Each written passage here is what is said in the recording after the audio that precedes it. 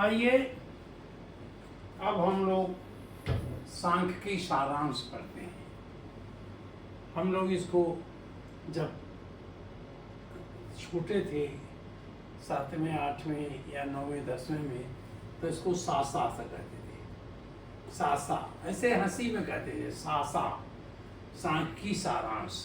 इसलिए उस याद के कारण मैंने वही शब्द लिख दिया सांख्यिकी का। इसी समरी ऑफ डाटास जो हमने अभी तक पढ़ा है सांख्यिकी में, उसको एक उसका समरी एक निकाल के रख रहा हूँ।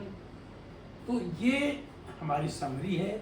देखिए, नंबर 1, किसी निश्चित उद्देश्य से एकत्र किए गए संख्याओं का संग्रह आंकड़ा। आंकड़ा किसे कहते हैं? जब हमारा एक कोई उद्देश्य हो कि हमें ये प्राप्त करना है। जैसे छठे बच्चों की लंबाई कितनी होती है, क्लास 6 के सारे बच्चों की लंबाई हम नाप लेंगे और नाप करके उसका एवरेज निकालेंगे, औसत निकालेंगे यहाँ की तरह, तो हम कहेंगे छठे बच्चे की ऊंचाई लगभग इतनी होती है, या कह देंगे यहाँ से यहाँ तक होती है। कुछ बता देंगे, जैसे हमको अवर्गी इसमें किया था, आंकड़ों को सारणीबद्ध किया था, उसमें बताया था कैसे सारणीबद्ध करेंगे, कैसे इस ऊंचाई से इतनी ऊंचाई कितने बच्चे हैं, यहाँ से यहाँ तक कितने बच्चे हैं। तो और जो उसमें सबसे ज़्यादा अधिक बार आएगा उसको हम बहुलक कहलाते हैं, और जो मीडियम आएगा समानांतर माध्य उसको कहते हैं लगभग, मतलब करीब इतने होती है, मतलब औसतन इतना सेंटीमीटर होती है या इतने इंच होती है। तो हमारा एक उद्देश्य था आंकड़े इकट्ठा करने का। इसमें ज़्यादातर हिंदी शब्द मैंने लिखा है। आंकड़े परिवर्तनशील है, ये बदलते हैं, सबके लिए बदलते हैं। कभी अब छठे का बच्चा अब छोटा होगा, पहले बड़ा होता होगा, ये परिवर्तनशील है। दूसरा, हम अभी बच्चों के लिए नाप रहे हैं, मौसम के लिए सेंटीग्रेड नापने लगेंगे, तो ये परिवर्तनशील है। सजातीय आंकड़े ही तुलना के योग्य हैं। माने अगर हम बच्चों की लंबाई नाप रहे हैं तो हम किलोग्राम गेहूं का बोरी का जो कितना वेट है वो नहीं तुलना कर पाएंगे, वो नहीं करेंगे। गाड़ी का वेट कितना है ये हम तुलना नहीं कर पाएंगे, हम बच्चों के तुलना कर रहे हैं। तो सजातीय आंकड़े ही तुलना योग्य है। समूह में एकत्रित किए, ये आंकड़े समूह में एकत्रित किए जाते हैं और संख्या में होते हैं, 1 2 3 4 5 6 ऐसे होते हैं। आंकड़े सदैव अव्यवस्थित होते हैं। हम इकट्ठा करेंगे तो क्रम से नहीं मिलेगा कि 6 छोटे बच्चों से बड़े बच्चों को तरह हम खड़ा कर दें, तो व्यवस्थित भी हो सकते हैं। अव्यवस्थित होंगे, मैंने एक आया उसकी लंबाई नापी, दूसरा आया उसकी लंबाई नापी। छोटे बड़े बच्चे अलग अलग ढंग से तो बैठते नहीं है, कोई छोटा होगा, कोई बड़ा होगा, कोई किसी का मित्र होगा पास में बैठेगा। तो इसलिए आंकड़े सदैव ज़्यादातर अव्यवस्थित होते हैं। अव्यवस्थित माने वो किसी क्रम में नहीं होते, और इनका संग्रह प्राथमिक और द्वितीयक पहले हम नाप के कर सकते हैं, स्वयं जाके कर सकते हैं, वो प्राथमिक हुआ। और द्वितीयक माने ज़्यादातर दूसरों की किताबों से दूसरी तरह से ले करके भी हम कर सकते हैं। प्राप्त आंकड़ों का तुरंत सूचना प्राप्त। अगर आंकड़े हमारे पास हैं तो हमें तुरंत देखते ही सूचना प्राप्त करने के लिए हमने चित्र, दंड विधि और वृत्त त्रिज्य खंड का प्रयोग किया था। चित्र मैंने चित्र बना के, इसमें ज़्यादा घोड़े हैं तो घोड़ों का चित्र बना दिया, या घड़ियाँ अधिक हैं, घड़ियों का कल हमने बनाया था वो अधिक बना दिया, कम बना दिया किसी महीने में। और त्रिज्य का आपने देखा कि हमने एक बार उसको काट करके ऐसे कर दिया कि इतने बच्चे यहाँ से यहाँ तक फर्स्ट हैं, ये सेकंड हैं, ये इतने बच्चे फर्स्ट हैं, और इतने थर्ड हैं, और इतने फेल हैं। इस तरह हमने बनाया तो देख करके ही आदमी तुरंत पहचान लेगा कि स्कूल की क्या कंडीशन है, कितने बच्चे अच्छे आते हैं। तो ये हमें तुरंत सूचना देने के लिए हम चित्र, दंड और वृत्त का प्रयोग किया जाता है। त्रिज्य खंड के कोण की माप, ये आपको याद, त्रिज्य खंड के कोण की माप क्या है, ये इम्पोर्टेंट है, याद करने के लिए है कि संगत आंकड़ा, जो आंकड़ा दिया गया है बटे कुल आंकड़े।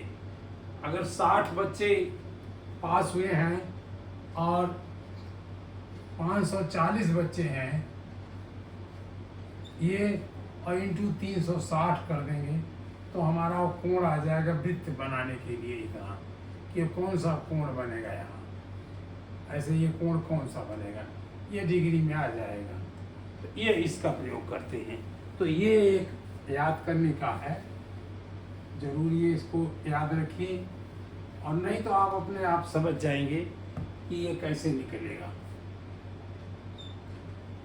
समानांतर माध्य, ये आपका फार्मूला याद करना है, कुल आंकड़ों का योग बटा कितने उसमें है पदों की संख्या, लंबाई कितनी कितनी थी ये उसका योग करेंगे, अब कुल कितने बच्चे थे उसमें उसके डिवाइड कर देंगे। इसको समेशन का ये निशान होता है, समेशन माने सबका योग, अकेले का नहीं, सबका योग और बटे यानी कितने बच्चे हैं या कितने सामानों का हमने किया बटे कर देंगे। समानांतर माध्य जब आंकड़े उसमें दिए जाते हैं, बारंबारता में दिए जाते हैं, तब हम क्या करेंगे, इनको fx बारंबारता को उस पद से मल्टीप्लाई कर देंगे, हर एक की मल्टीप्लाई कर देंगे और उनको मल्टीप्लाइकेशन के बाद जोड़ देंगे, दैट इज fx। मैंने f को x से मल्टीप्लाई किया, ये पद है, ये फ्रीक्वेंसी बारंबारता है, f जो है बारंबारता है और ये x माने आंकड़ा है, तो इन दोनों को गुणा करेंगे और सबको जोड़ लेंगे, इसीलिए समेशन है। और केवल हम f को जोड़ देंगे, ये केवल f को जोड़कर डिवाइड कर देंगे तो हमारा समांतर माध्य हो जाएगा। और माध्यमिका निकालने के लिए क्या करेंगे, सभी आंकड़ों को दिए गए वो आंकड़े जो बीच में पड़ते हो वो माध्यमिका करते हैं। अब उसको निकालने का तरीका, अगर आंकड़े आध हो तो माध्यमिका जो है कुल आंकड़े जितने हैं उनका n आंकड़े n है तो n + 1/2 कितने जितने हैं उसमें एक जोड़कर उसे आधा कर दीजिए, वह उसका वाला नंबर जो माध्यमिका होगा। अगर सम है, इवन नंबर में है, जैसे 16 है 18 है, तो n/2 18/2 कर दीजिएगा और उसमें एक जोड़ दीजिएगा, वो दोनों पदों को फिर जोड़िएगा तो फिर डिवाइड कर दीजिएगा 2 से, ये है औसत है, यही तो औसत है आपका। ये समांतर माध्य है, दो पदों को जोड़ा, 2 से डिवाइड कर दिया। आंकड़े सरलीकृत हो, अगर इसे दिए गए ऐसे क्रम में दिए गए, यहाँ से मतलब x कितना है, ये कितना है, ये कितना है, तो हम संचयी बारंबारता का प्रयोग करते हैं। और संचयी बारंबारता का प्रयोग करके ऐसे ही 1 2 तो इसकी तरह हम, ये 2 है, ये 3 है की भांति प्रयोग कर लेंगे। और जो आंकड़े सबसे बार आते हैं, जिनकी फ्रीक्वेंसी अधिक होती है, जिनकी बारंबारता अधिक होती है, ये बहुत बार आते हैं, उनको हम बहुलक कहते हैं। और इसमें कैलकुलेट करने की कोई जरूरत नहीं, देख के आप बता देंगे।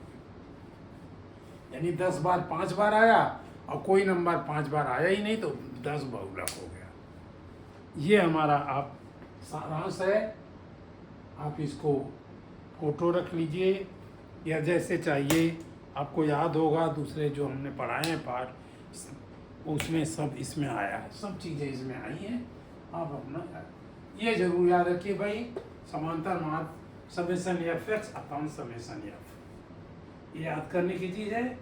और थोड़ा सा ये समेशन f को अगर 1 कर देंगे तो अपने आप वही तो आ जाएगा। n क्या है, n हो या समेशन f है, n जो है समेशन f है। और आप दिमाग से सोचेंगे उस तरह तो ये समेशन f यही है, समेशन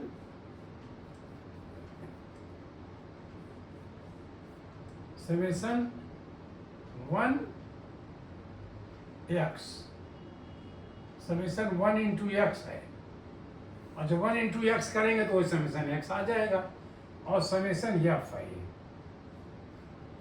ये समेशन f है, n जो है is equal to n is equal to summation f। यह समेशन f क्या समेशन 1 है, तो समेशन f है, दैट इज इक्वल टू जितनी बार यहाँ f है वही समेशन 1 है, 1 जितनी बार आया उसको उतनी बार हमने लिख दिया। और ये x है, चूंकि इसमें 1 आया है तो f(x) तो 1x हो गया, वही 1x है, यह 1x का मतलब summation x, summation x upon summation, दोनों एक हैं, ये और ये दोनों मिला के, ये दोनों एक है। आरोही अवरोही क्रम में आप लिखना जानते हो, आरोही माने बढ़ता हुआ, एक्सीडिंग और डिसेंडिंग, असेंडिंग और डिसेंडिंग आर्डर है ये आप पहले से बहुत ज़्यादा जानते हो। और उसको ठीक बीच में जो नंबर पड़ा है आप देख लीजिएगा, आधा इधर करके आधा इधर करके जो बीच में पड़ रहा हो वही माध्यमिका है। अगर 8 नंबर है तो माध्यमिका ठीक 1 नंबर पड़ेगा, 8 नंबर नहीं है तो माध्यमिका के पहले वाला नंबर ले लीजिएगा और बाद वाला ले लीजिएगा। जैसे मैंने पहले वाला लिए हैं, n+1 अपान पद है, अगर 8 नंबर था, ये प्लस हटा दिया मैंने, n/2 वाला पद ले लिया, और इसमें n+2 बाद वाला ले लिया। तो ये हमने पहले और बाद वाला यानी 2 पद बचेगा।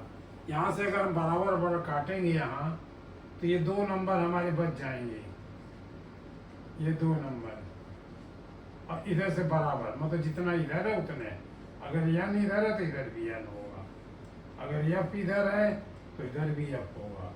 अगर आप इसको x लिखते हैं, कुछ लिखते हैं तो दोनों बराबर होंगे, तो उन दोनों को छोड़ दिए और ये दोनों बचे, इनका औसत ले लिया, दोनों को जोड़ के 2 से भाग दे दिया, तो वो कहीं नंबर ये वही माध्यमिका हो जाएगा, ये माध्यमिका बन जाएगा।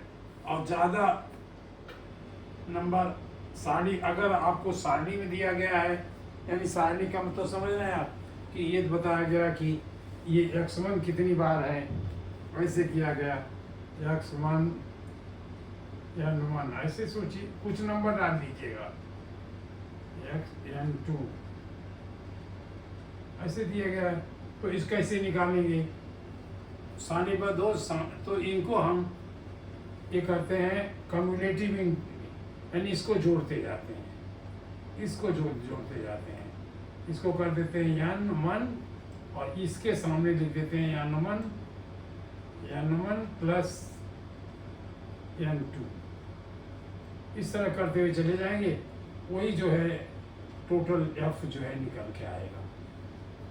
ये आप इससे करके और ये इसका यूज कर लीजिए, अगर वो ये लास्ट नंबर अगर 8 हो तो बीच में निकल आएगा, ये और इवन हो तो निकल दिए। आप इससे आदक मैं तो पढ़ा ही चुका हूँ, और बहुलक आप जान गए हो, इसको आप रखिएगा अपने दिमाग में, ये नहीं मैं चाहता लेकिन इनको रखिएगा, एक सारांश है, जब कहीं समय लगे थोड़ा सा आपने से एक बार पढ़ लिया तो ही याद हो जाएंगे।